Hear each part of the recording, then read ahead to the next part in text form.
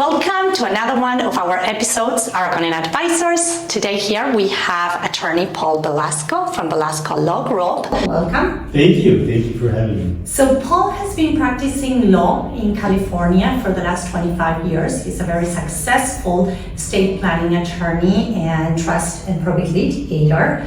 So Paul, tell us a little bit how, you started in this journey of becoming a very successful estate planning attorney and probate and trust litigator, and what was the reason behind becoming one?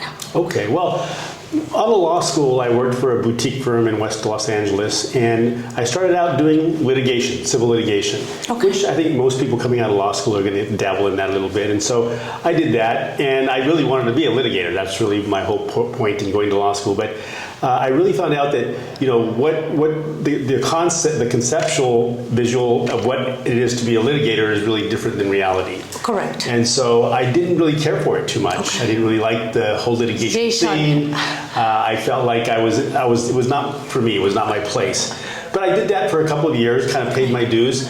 And then I was actually going to leave the firm, but fortunately they said, well, you know what, don't leave us. If you don't like litigation, let's put you on the transactional side of the practice. Wow. And that's what I started to do, estate planning, tax law, probate, and I really took to that. That's what I enjoyed more than anything. And so I did that for a couple of years. I went to another law firm where I did the same thing and got about 5 years of experience. And then I decided I was going to go out and do it on my own and do my own thing. And you founded Velasco Law Group, which you have offices in Orange County and LA County. I do, yes. There's 7 attorneys in our firm.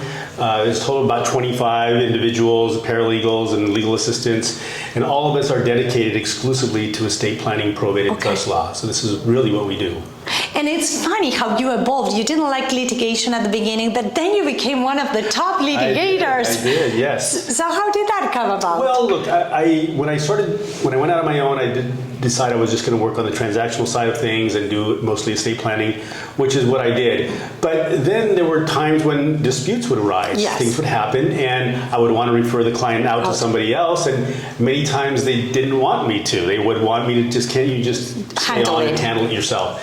And so I did a couple of times, and when I started to do that, I realized that probate and trust litigation is really different from civil litigation. What I really didn't like about civil litigation was that, and I'm not, don't want to disparage anybody or any other attorneys, but in the civil side, it's a lot more, there's a lot more conflict. Correct. Yeah, and a lot of times there's attorneys on the other side are playing games and hiding the ball, and I'm not like that. That's not really conducive to my personality. No. But I found that in the trust and estate world, people were more like me. Yes. Much more collegial. Yes. You don't have to be, just because your clients are in a dispute doesn't mean you have to fight with the other attorney. And so, and I think being that way helps to fuel more settlements, right? Correct. And so it helps people to understand that, hey, you don't have to fight this out in court. We don't have to go to trial. There's a way that everybody can kind of get what they want, and we can settle the case. And so the trust and estates world is a lot more collegial, and it lends itself more to settlement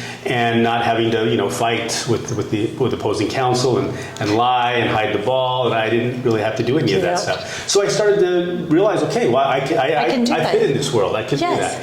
And so as I took more and more cases on, we just started to grow, and started to add other attorneys, and that's where we are today. So that is awesome. And one of the things you mentioned is settling those cases. And I wanted to talk a little bit of what entails probate litigation, what entails trust litigation, and obviously what are the key factors that come into play when going into litigation.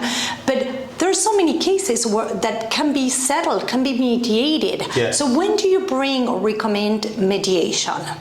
Well, we try to do it early on. Okay. Right? Because probate litigation is, in any litigation really, civil litigation, probate litigation, real estate litigation, you're fighting over, divorce, family law. All of that is so expensive. Exactly. It's so expensive. And so what we want to try and do is get to a point where we can reach a settlement sooner rather than later. And so typically if we have somebody on the other side, opposing counsel, who is of the same mind, we can get all the parties on board and get an early mediation or settlement conference going. So yeah, you have to do some footwork because we still need to know how good our case is, right? Correct. So we need to be able to gather some information, maybe do a little bit of discovery, maybe take a deposition or two. But other than that, we want to try and get in early, right? Yeah, I and agree. so and in fact, I just did that recently where somebody filed a lawsuit against my client. She was the trustee. And this is a family of 10 people who were fighting over this estate. And even before we had to file an answer, so within 60 days, we got a mediation and we just settled it last week. Oh, that's phenomenal. Yeah. So we didn't have to even file an answer to the complaint. So that's what I'm talking about is we can get in there, get a resolution that everybody can live with.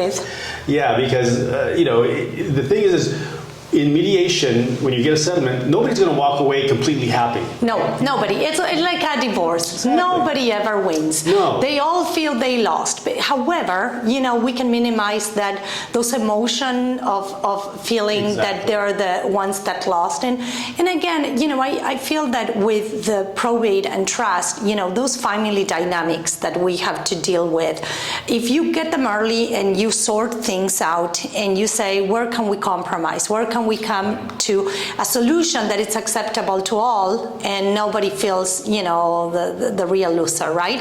And a lot is just emotional. That's a really big part of it. In fact, it was a big part of this case. We were trying to resolve it where it was really kind of three camps, 2 trustees and then 8 siblings who were all together.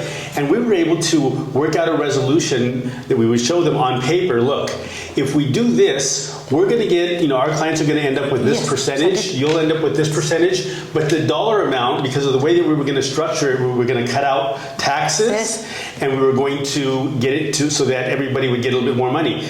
But even though we showed them that if we resolved it our way, they would end up with X amount. More. If they resolved it their way, it's going to be a few $1,000s difference. It doesn't matter, but we would get it resolved. Well, they said that doesn't really account for the emotional side of this. You see what I'm saying? And I didn't really understand where they were trying to come from. But yes, a lot of it is emotion. And it is emotional, and that's why we say we need to be the neutral parties where we remove the emotional side, eyes on the ball. Our goal is to get you to the finish line. And, I had cases where I had opposing counsels going into mediation, and they reach out to me and say, we're going to sit and see if we can settle this. Can you do a market analysis really quickly and email it to both? And I'm like, sure. That's why we do that all the time. Yes, because it's the only way to get them the accurate numbers so that they can settle a case. Exactly. But we always talk about we have to protect our clients. We have to guide them diligently and we have to advocate for them. Mm-hmm. But at the same time, show them that if you go to litigation, you're going to be litigating this for 2-3 years, sometimes more. At least 2 or 3 years. Yes. And expensive. So much money to do all of that. And so you have to realize that they got to make a business decision. Right? It's an economic decision. Even though everybody likes to say it's not about the money, don't kid yourself. At some level, it is about the money. And that's why everybody's there. And it's okay that it's about the money. So what are the strategies that you would say are very important when planning to avoid litigation, or when you say we are in the middle of a conflict, we need to solve it? What are the strategies that you would put into place? Because again, you not only do the litigation and you understand that, but that has given you a lot of feedback on how to do estate planning to avoid those conflicts. No question. Because you get to see on the litigation side some of the problems, the issues that can come up. Sometimes it's a result of the drafting or the planning or the lack of planning, right? If you had done it this way, we could have avoided this problem. And so because we get to see that on the litigation side, it makes me a much better planner. I agree. So and especially in situations, and nowadays, there's a lot of blended families. A lot of people who've been divorced already, and they have children of their own. Yes. And those can be some of the most complex, challenging types of planning. And you want to set it up in a way that's going to minimize or avoid litigation in the future. But we get to see, we know in any situation what the potential issues or problems are going to be. And so we set up the plan to minimize those problems or avoid them or tackle them head on. I agree. And in California, we have very high crisis. Real estate is at all-time high. So we see that all of a sudden kids are inheriting properties that they didn't know the value of the property. Issues arise, or one of the spouses passed away, and now the new spouse gets remarried, and now you have the blended family or a divorce, and it becomes very complex because all of a sudden there's feelings that get hurt, right? There's money that makes things very complicated. It does. Somebody feels the entitlement. So, planning, my whole thing is plan ahead and then plan right, because sometimes the way you can structure a trust can have a complete different effect of what you wanted to do had you had the right advice and counsel. No question. There's many times where people have come to me after the fact already. Somebody has died, and now the trust is irrevocable in some sense, and there's family disputes going on. And I look at it, and I've been able to take a step back and think, if we had only done this or that, we could have avoided this. But it helps me for the future, right? Yes. So I see in other situations how we can avoid problems that can come up. But yeah, it's really important in those situations where you identify, because when somebody does a trust and everybody's happy because everybody's still living and everybody's having we have a good relationship, but when somebody dies, whether you're a blended family or not, the dynamics within the family are going to change. Absolutely. And money is going to be a big issue there. That it can be. And so making sure that it's set up correctly in a way that allows for the people who need money. Maybe there's a sibling who is living in the house at the time, and parents want to make sure that they still have an opportunity to stay there a year or two before, after the death. Exactly. Yes. But then if you do that, if you give them a lifetime right to reside, which is what a lot of people want to do, you have to tell them, well, what about the others, right? Yeah. They're going to not have an inheritance then if this person's going to live. Yes, and especially, there's trends and things that change, laws change, inheritance taxes change, right? Sure. And so you have to work ahead of time, know what is going to change, go into effect, and review the trust, and depending on the assets that they have. And you are always constantly trying to update your clients and bring them in to review, revise, make necessary changes. You guys do that all the time. Yes. We recommend to our clients a trust review at least every 2 years. Yes. Every 2 years, you should come in and do a review. It's not so much that the law changes all that much. No. It changes occasionally, and you have to draft your documents flexibly enough to account for those changes.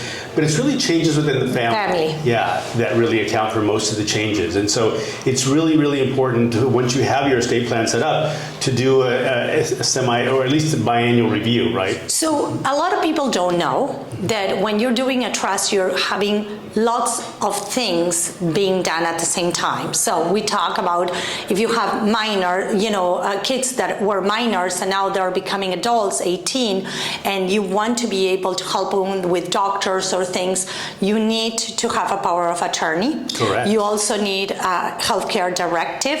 It's not just what goes to whom, it's the ability to make decisions and help them. Yeah. So those are type of the services that you guys provide. Yes. And people sometimes have no idea. Oh, I didn't know that now my kid is an adult, he's in college, and if I need to schedule an appointment or I need to review his medical records, nobody will talk to me. That's right. It's a big change from when they were minors and you had control over their decisions and legal issues, medical issues. You could talk to doctors. But now, once they become an adult, once they turn 18, those rights are kind of cut off. And the same could happen with an elderly parent.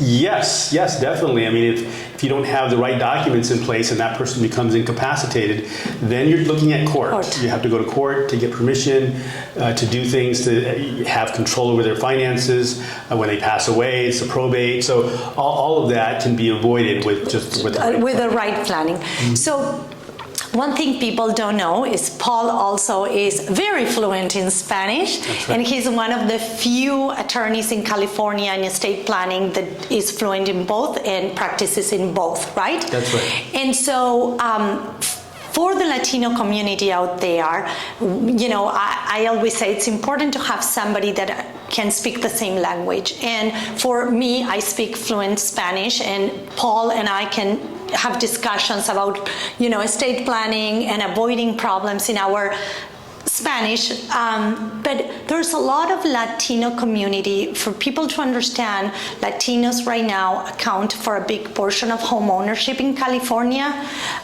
We have 45, according to NAREP, which is the National Association of Hispanic Real Estate Professionals here, we have 45% of Latinos homeowners.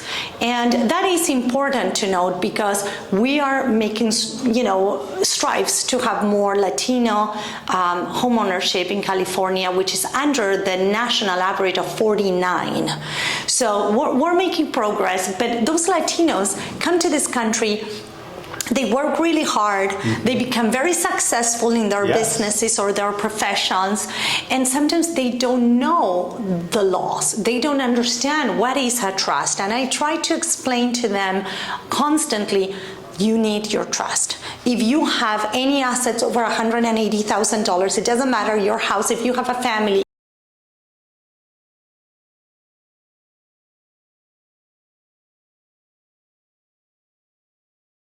Yeah, look, I think the majority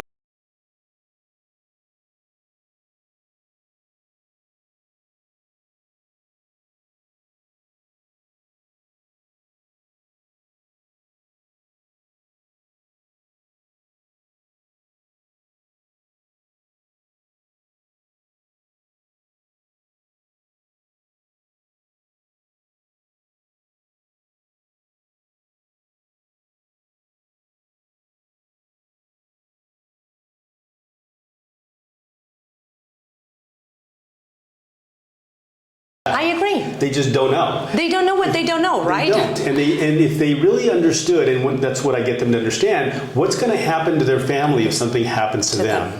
How long it's going to take to go through that court process, what the cost is going to be. Most people just don't really understand all of that. And when they see not only what you can avoid by doing the right planning, but that it doesn't really cost as much as they thought it would. And the process itself is really not as intimidating as people think. No. The most common statement that I get from clients after they're done is, this was a lot easier than I thought it was. You see? Yeah. And I remember having conversations with Paul. I have no problem talking about death and talking about certain things, which a lot of people do have. They fear those conversations. And I always say, it's like your insurance. If you have it, you might not need it, but might as well have it, right? Have your trust in place, have those protections. Should you need them, they're there, and you will avoid a crisis. Right. A lot of people, will say, well, I don't really like to talk about that. Because if I talk about it, it's going to happen. But I said, well, let me save you the suspense. It is going to happen someday. You just need to be prepared and plan, right? And it will give you peace of mind. And that's another common comment that I get from clients is that, they now feel much better. They have a peace of mind of knowing that if something happens to them, they have a plan for their family and they're not going to end up in court. So this brings me to the next question. What do you think has been the most rewarding, benefit from practice, from your profession? What do you think you've got that you say, I enjoy doing this for this reason? Right. Well, I get to be on both sides of the practice, right? I get to be on the transactional side, which is really all about helping people to establish an estate plan, get them to understand why it's so important, and people are very grateful for that, right? Yes. The most important thing, if I asked everybody the same question, what's the most important thing in your life, everybody's going to say the same thing, right? Their family's the most important thing. And so when you're helping people to provide for their family and set things up in a way that's going to protect their family in the future, people are very grateful for that. And so I feel that and I feed off of that. I love that. So on the estate planning side, I love that part of the practice. But also on the litigation side, right? People come to you, they're distraught, not only because of the dispute they're going through, but also because they just lost somebody. Yeah, and a loved one. And maybe even also a sense of the loss of the family relationships that they had because of with this litigation, this dispute that's going on. And so I'm able to help them get through that. Most cases end up settling. More than 95% of these cases end up settling. And so you're able to help them to, again, get past that. Once people are able to get out of that, because sometimes it takes a year or more to resolve these disputes. If they're going to go to trial, it's going to be, like you said, 3 years or more.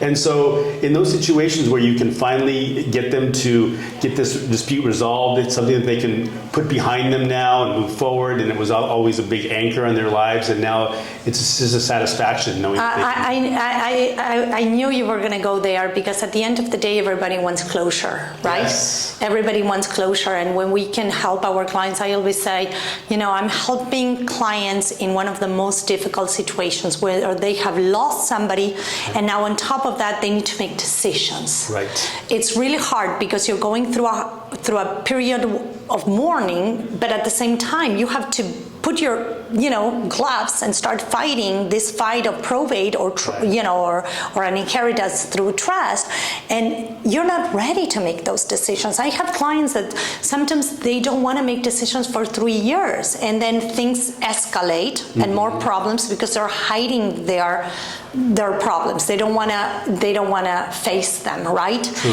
And so when you plan, you know what's going to happen in the event something happens. And so it's really hard to tell people what they should do. I think we need to keep educating them so that they can understand that it's better to plan than if something were to happen, you know how to put this puzzle together, and with the appropriate counselors and advisors and guidance, you will get there a lot easier and a lot faster. Now, what would you say are the key things that you recommend somebody that they need to get done? Somebody that has, they just bought their first house, or they have money sitting in a bank, or things like that. What do you think are, when you sit down with them, are going to be the questions you're going to get, and the objectives? Right. So the main objectives for every family when they're sitting down and discussing their assets and their family is protection in the future, ensuring that their children and their family are going to be well taken care of, but also protecting them against things that happen in life, correct, right? So first thing is, with a husband and wife, you want to make sure that you plan for that first death. Correct. Because the question always is, okay, what can the surviving spouse do or not do with these assets? Correct. Can the surviving spouse, if they just remarry, could they just leave it all to a new spouse? Or are there certain restrictions that can be put in place to minimize those problems? So you talk about that, the planning at the first death, and what are some of the options, and everybody's different, everybody has a different situation, and they're going to choose the option that best fits their family circumstances. And then the same thing when they're both gone. Most people miss the boat when the parents pass away and the property goes to their children. Most people miss the boat that would allow them to protect their families in the future from lawsuits, divorces. From divorces. Even if they passed away, just assets that their parents left them aren't going to go through probate if it's planned correctly. Right. I would say more than 90% of the plans that I see lack that kind of protection for their family. So if you do it right, you set it up right, you can not only leave a nice inheritance for your family, but you can set up in a way that's going to protect them in the future from things that happen in life. Yeah, and it's legacy planning, right? It is. You plan so that your grandkids can also benefit That's from right. your hard work, and sometimes people don't understand that. And I love it when you can see generational wealth. We especially in California, we have so many wealthy families. We have a lot of families that have different assets, generational Yes. wealth being transferred, and so we need to protect that. Exactly. So Paul, last question. One case that is very memorable to you that you say, okay, that was a great win. Well, I would say, and this is a common thing for me, is where there's a surviving spouse. So in the Hispanic community especially, there are many situations in which the husband is the one who acquires and accumulates all the assets, and all the assets are in the husband's name, and then the husband dies, and then the spouse is left holding the bag and deciding, what can I do, right? And now, because there are children involved here, when somebody dies without a will or a trust, there's a probate code that says this is how the assets go. And there's a presumption that if it's all in the husband's name, it was all his separate property. When typically it's not. California. Exactly. But you have to prove that. And Yes. so in situations, in a particular situation that I'm thinking of, there was a wife who lost her husband. I was representing her, and there was a son. It was not her son. It was the father's child who passed away. And so this was a step-parent, step-child Yes. relationship. And she was going through probate, and they were fighting over the estate, and he was claiming that he was entitled to 50% of it. And the attorney that she had before, my client had before, was kind of going along with that 50-50 split thing. And when I came in, I realized, no, all of this is community property. And I asked her, well, why is the property all in his name? And why did you sign these deeds that say it's all his separate property? And when we got to the bottom of it, we realized that she didn't know what she was signing. doing. She was following, just like in many Hispanic families, she was just following what the husband said to do. It was never explained to her. She didn't read or write English, and so she was just signing where she was told to sign and didn't really understand. And so we were able to show all that and get her a really good result. So she ended up with more than 85% of the estate, where she was going to settle for 50% before I got in there. It's so sad. I always say, people, when litigation comes, and especially the vulnerable, the older people or the kids that don't understand, somebody always tries to take advantage of them. And it's so important to be there to defend them, right? That has to be a great win when you say, you see, you know, we did the right thing, we fought it, and we won for our client. And that's I always say, I've been doing this for 22 years, almost as long as, you know, and it gives me so much happiness when my clients win. And, you know, dealing with probates and trust and working with you, we've worked on so many cases, and now we have this other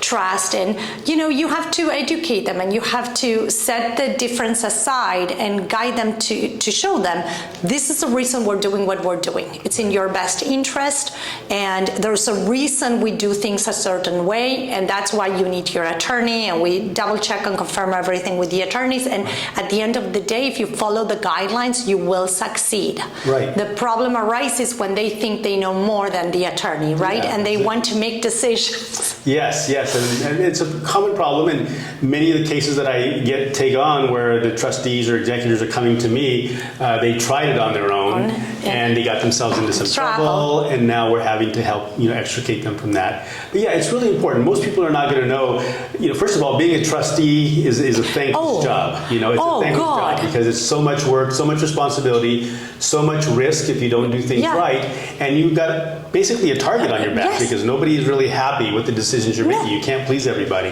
But if you have the right advice, you have the right guidance, you can get through it rather well. And that's why we tell them we have fiduciary responsibilities, and we need to protect you, right? That's our goal as advisors, to protect you, allow you to get from point A to point B on a straight line. So, Paul, if people want to find you, get their consultation, get their trust done, or review if they had an old trust and, you know, the attorney retired, where do they find you? Yeah, well, I'm online, so they can certainly go to velascolawgroup.com. I have a Facebook as well. They can just Google me, and my name will be all over the internet page, and they can contact us and schedule a time to meet with me. Okay, and for the Latino community, we're going to have to do a podcast in Spanish. To educate you all and get you set with a trust. It's very important. Again, everything we do here at Aragone Advisors is to educate our clients and educate the public of the importance of having a trust, the importance of avoiding probate and litigation, and having the right counsel by your side. So, Paul, thank you so much for joining us. It was a pleasure to have you. My pleasure. Thank you. And checking out.